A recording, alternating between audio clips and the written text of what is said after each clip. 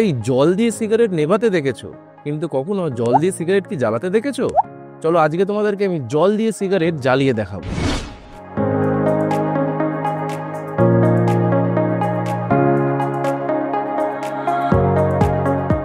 তাহলে দেখলে তো জল দিয়েও কিন্তু সিগারেট জ্বালানো যায়। তাহলে কি করে জল দিয়ে সিগারেটটা জ্বললো তার বেসিক কেমিস্ট্রিটা আমরা এখন দেখে নিই। প্রথমে সিগারেটের আমরা সামনের অংশ থেকে কিছুটা আমরা তামাক বার করে নেব, তারপর সেই অংশটাকে আমরা পটাশিয়াম পারম্যাঙ্গানেট দিয়ে ভর্তি করে নেব এবং তারপর যেই পটাশিয়াম পারম্যাঙ্গানেটের ওপরে আমরা সামান্য পরিমাণে এই গ্লিসারিন দ্রবণটা দেব, তখনই এটা একটা এক্সোথার্মিক রিয়াকশন এবং এখানে প্রচুর পরিমাণে তাপ উৎপন্ন হওয়ার জন্য এখানে আগুন জ্বলে উঠবে।